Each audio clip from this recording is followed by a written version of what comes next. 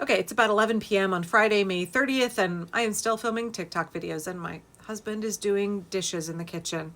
I've covered a lot of heavy topics today. I've talked about the cruelty that MAGA has demonstrated, that Elon Musk has demonstrated, the suffering and death that this regime has been inflicting and that they hope to escalate in the coming months. All of that is really hard stuff to wrestle with, and so before I am able to sleep, because otherwise I will be up all night, I want to cover a really positive story from this week. Before these current horrors that we're living in now, one of the things that I talked about frequently, well, I still talk about it all the time, is rights for children, particularly the way that children in American society are continually dehumanized and denied access to basic human rights that we extend to adults. The United States is one of the few countries, by the way, that declines to sign on to the UN Convention for the Rights of the Child. Children literally have fewer human rights. Children are treated like property. Children are treated as an extension of their parents or subhuman. Children are a uniquely marginalized and powerless class in America as a result. They are uniquely vulnerable to abuse and exploitation. And one of the ways that children are exploited, and I have talked about this extensively in the past, is that child marriage is still legal in many states in this country. Maybe I will go back and put together a compilation of my videos on this subject, because the way that we allow child marriage across the United States legalizes sexual, physical, and psychological abuse against kids. The majority of girls who are being married to adult men, it's not what you think. It's not like a 16-year-old girl marrying her 18-year-old boyfriend, which in and of itself, not great, but it's more common to see something like a 15 or 16-year-old girl being married to a 27, 35-year-old man, or older. And there are a number of nonprofits who have been crusading for literally decades to make child marriage illegal in the US. One of those is Unchained at Last, and this week they scored another victory. There are lots of awful things happening in 2025, but so far this year, 3 states have voted to outlaw child marriage, and one of them is my state of Oregon. Just 2 days ago on May 28th, Governor Tina Kotek signed into law a bill that makes it illegal for anybody under 18 to get married. There are no exceptions. That bill will take effect in January of next year. Members of Unchained at Last and the Oregon Coalition to End Child Marriage worked tirelessly to get this law passed, y'all. They literally met with every single member of the Oregon legislature one-on-one to talk to them about how important it is that we protect our children. When Oregon's law goes into effect in January, it will join 14 other states, American Samoa, the U.S. Virgin Islands, and Washington, D.C., in outlawing children getting married.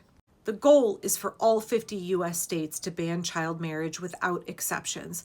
Such legislation harms nobody. It costs nothing, and it ends a gross human rights abuse. By the way, if you live in Missouri, Governor Mike Kehoe currently has a bill sitting on his desk that the legislature passed, and they need him to sign, that would make child marriage illegal in that state as well. So please call your governor and tell him to sign it. Again, maybe I'll cut some of my older videos together here, but one of the things that makes child marriage so incredibly dangerous and makes girls who are forced into it so prone to abuse and exploitation is that minors cannot secure their own legal representation. When a child is married to an adult, it's basically impossible for them to get a lawyer and get a divorce, especially if their parents are okay with what is happening.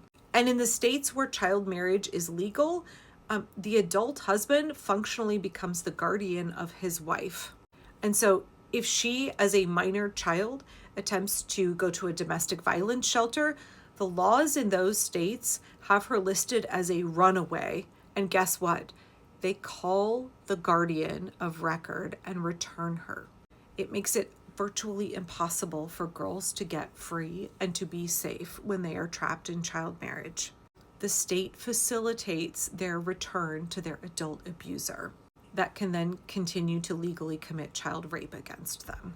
There is no reason for children to be getting married. There is no reason at all.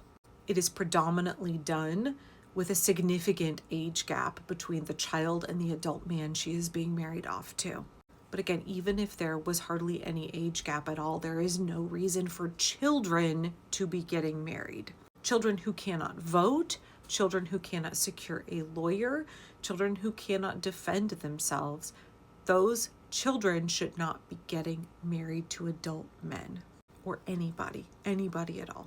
It costs nothing to end child marriage. It hurts no one to make child marriage illegal.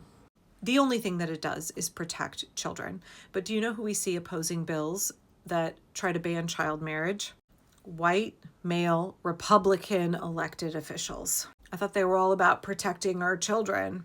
If you really want to protect children, you'll ban child marriage. The fact that it is still illegal in any states blows my mind, and I'm so grateful that Tina Kotek outlawed it here in Oregon. Mike Kehoe in Missouri, I hope you sign that bill ASAP.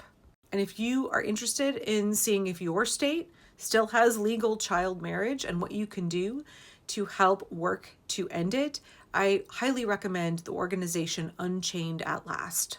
They do really good work to try to protect children and to end child marriage across the United States. This is a real victory. This is good news. We are watching all kinds of authoritarian backsliding. We are watching our children suffer more and more. We are watching this government actively targeting kids. And yet, so far this year, in 3 states, we've already seen child marriage get banned. On a state level, there are still good things happening. There are still ways we are defending democracy and protecting the most vulnerable.